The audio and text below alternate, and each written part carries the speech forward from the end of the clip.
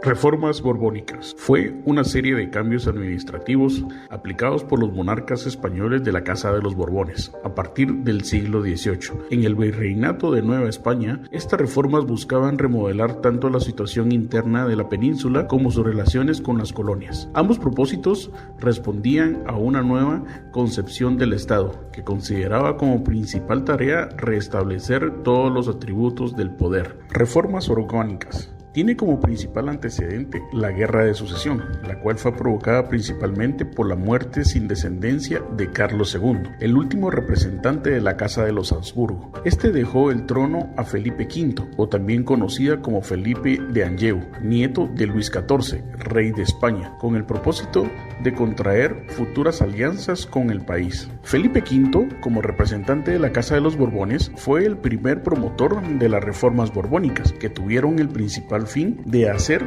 un cambio a la monarquía española y el desarraigo total de la Casa de los Habsburgo. Causas que originaron las reformas borbónicas. En estas fueron la corrupción en la administración de las colonias de mayor presencia en el continente americano, potencias hostiles como Inglaterra y el exceso de mercancía de contrabando que inundaban el comercio de las colonias españolas, y estas le restaban ganancias a los productos que España le vendía. Reformas culturales. Su objetivo principal era cambiar la ideología, por lo cual se permitió la publicación de libros, asimismo los avances de su infraestructura y la expulsión de los jesuitas. Reformas político-administrativas. Una de las principales reformas políticos administrativas fue el sistema de intendencias, que fueron jurisdicciones que modificaban la división política y administrativa del virreinato. Sistemas de intendencias y virreinato. El propósito de las intendencias fue la mejora de la administración. Con la llegada de esta división se le resta poder a los grupos privilegiados, existiendo cierta inconformidad. Reformas militares. La corona decide debilitar el poder criollo, excluyendo del poder político militar, y también se hace referencia a que España tenía la vaca, pero otros bebían la leche. Reformas económicas y financieras. Las principales reformas económicas fueron la creación de los monopolios y el apoyo a la producción minera, que a corto plazo incrementó la economía interna. Consecuencia de las reformas borbónicas. El éxito de las reformas fue limitado al descontento generado entre las élites criollas locales, el clero, la emancipación, por lo que España perdió la mayor parte de sus posesiones en América. Relevancia de las reformas borbónicas. Las reformas borbónicas promovidas por Felipe V y Carlos II ayudaron en gran medida al crecimiento económico. Historia de la independencia de Guatemala. El 15 de septiembre de 1821, los próceres de la independencia lograron que se firmara el Acta de Soberanía de Guatemala. ¿Conoces tú la historia de cómo se logró la independencia de nuestro país? Declive del poder español. A finales del siglo XVIII, el Imperio español había caído en un atraso tanto tecnológico como económico e ideológico. En la vecina Francia, la Revolución de 1789 termina con la monarquía y proclama la República. Estas nuevas ideas asustan a las monarquías europeas, que forman coaliciones para invadir Francia. España se une a la coalición junto a varios países europeos, que incluían a los imperios británicos, austríacos, autónomo y ruso, entre otros. Firma del Acta de Independencia de Guatemala. En marzo de 1821, el brigadier Gavino Gainza llega a Guatemala, procedente de Chile, y asume temporalmente el mando del país. Ese mismo año, México se proclama como imperio independiente, liderado por el general Agustín de Iturbide, implementando el plan que iguala de independencia, por lo que muchos temían una guerra civil. Guatemala ganó su independencia de España sin sufrir las guerras que devastaron gran parte de América Latina. El 14 de septiembre de 1821, el brigadier Gainza convoca precipitadamente presidente a una reunión el 15 de septiembre de 1821. Los representantes del gobierno municipal, Iglesia Católica, Universidad de San Carlos, el Consejo de Comercio, la Junta Legal y otros grupos fueron invitados a reunirse a las 8 de la mañana en el Palacio Nacional, aprobando la declaratoria de independencia con 23 votos a favor y 7 en contra, quienes firmaron el Acta de Independencia de Guatemala. Los llamados procedentes de la independencia, ellos fueron Mario Beltranena, Mario Calderón, José María Delgado, Manuel Antonio de Molina, Antonio Rivera, Isidro del Valle, Mariano de Aycinena, Pedro de Arroyave, Lorenzo de Romaña, Domingo Diegues, José Cecilio del Valle, Pedro Molina y el brigadier Gavino Gainza. María de Dolores Bedoya fue la primera en gritar la independencia luego de que se firmó la declaración. Anexión al primer imperio mexicano. Formaron un gobierno que asumió la jurisdicción de todo el reino, manteniendo al capitán general Gavino Gainza como jefe ejecutivo, quien gobernaría hasta junio de 1822.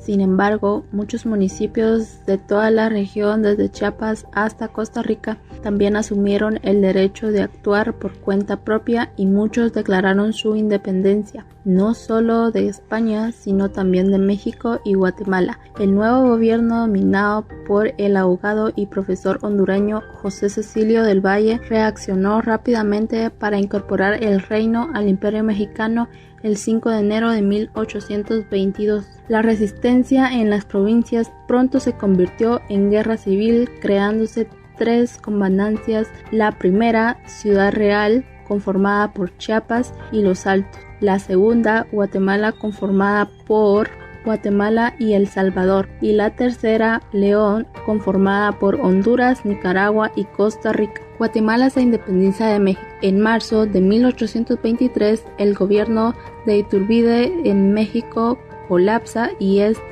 abdica el 14 de junio y se reúne el primer congreso y se anula la conexión a México, aprobándose la Declaración de Independencia Absoluta de Centroamérica el 1 de julio de 1823 y formándose las Provincias Unidas de Centroamérica, una federación que incluía a Guatemala, El Salvador, Honduras, Nicaragua y Costa Rica. El doctor Pedro Molina se convierte en presidente de la Junta del Supremo Poder Ejecutivo. La federación invade Guatemala. La discordia resentían a la élite comercial y burócrata guatemalteca que había ejercido el poder durante la época colonial. Además, la élite estaba dividida en facciones liberales y conservadoras que peleaban por el poder en el gobierno político-económico y el rol de la Iglesia Católica en la sociedad. El primer presidente federal, el salvadoreño Manuel José Arce, renunció en 1827,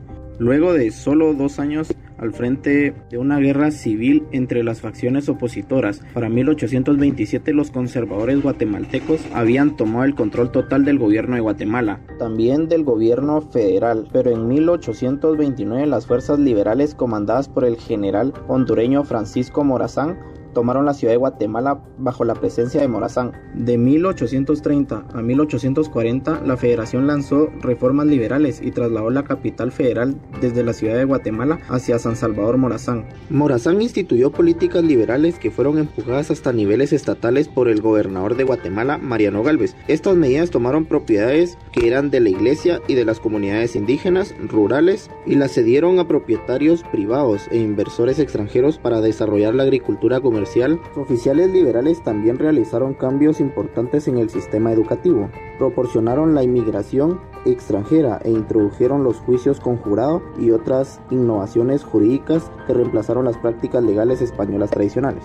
Disolución de las Provincias Unidas de Centroamérica. Estas acciones llenaban grandes sectores del clero guatemalteco, abogados y campesinos rurales, que se molestaban por la pérdida de sus tierras y los ataques a sus sacerdotes, cuando una epidemia de cólera propagó la miseria en Guatemala en 1837. Empezaron a ocurrir revueltas espontáneas. Rafael Carrera, un antiguo oficial del ejército que peleó en la guerra civil de 1827 a 1829, lideró a los campesinos en una exitosa guerra de guerrillas Carrera tenía puntos de vista conservadores muy arraigados. Derrocó a Gálvez en 1838. Luego, conforme la federación empezaba a desintegrarse, derrocó a Morazán en marzo de 1841. Desde entonces, Carrera dominó Guatemala como un dictador hasta su muerte en 1865. Surgimiento de la República de Guatemala. Bajo el mando altamente conservador de Carrera, Guatemala se declaró a sí misma formalmente como una república soberana en 1847. El clero católico recuperó mucho de su poder y la influencia extranjera declaró al imponer estabilidad y orden en el país.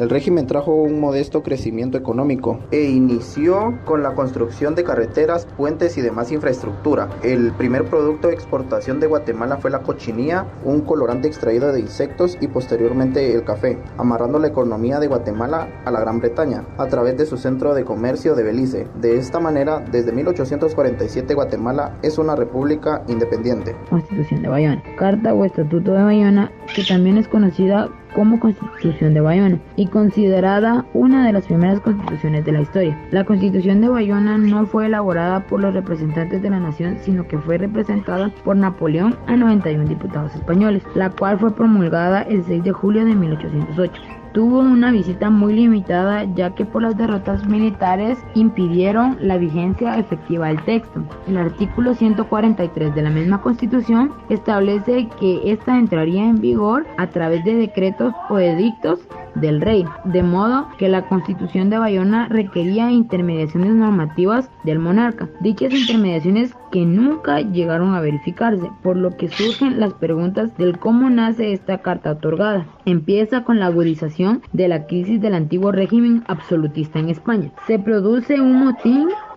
contra Godoy y el rey Carlos IV.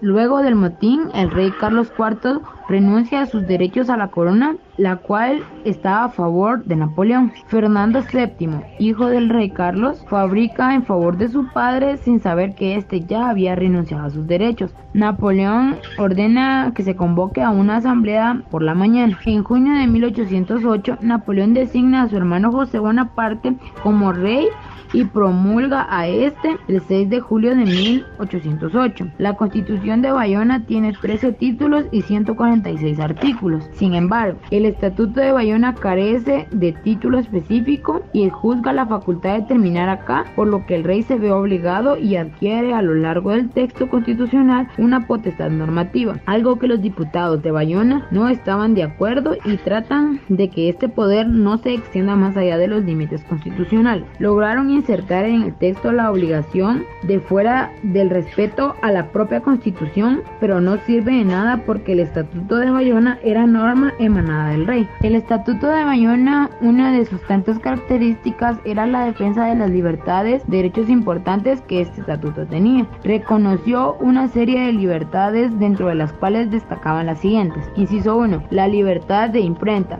inciso 2, la libertad personal; inciso 3, derecho a la igualdad; inciso 4, inviolabilidad del domicilio. El Estatuto de Bayona puede desprenderse fácilmente que su influencia en la historia constitucional española fue prácticamente nula. Su principal aportación, junto a la vía reactiva, sirvió de revulsivo a los patriotas para que lograsen la Constitución de 1802. La Constitución de 1824, política, y la Constitución Federal entró en vigor el 4 de octubre de 1824, después del derrocamiento del primer imperio mexicano de Agustín Iturbide. En la nueva Constitución de la República tomaba el nombre de Estados Unidos Mexicanos y era definida como una república federal representativa con el catolicismo como religión oficial. La Constitución de 1824 estaba formada por 7 títulos y 171 artículos. Fue basado en la Constitución de Cádiz para las cuestiones americanas, en la Constitución de los Estados Unidos para la fórmula de representación y organización federal y en el Decreto Constitucional para la Libertad de la América Mexicana de 1814, la cual aborda la figura monárquica. Dos de los grandes personajes que fueron parte de la formación de la Constitución Política de 1824 fue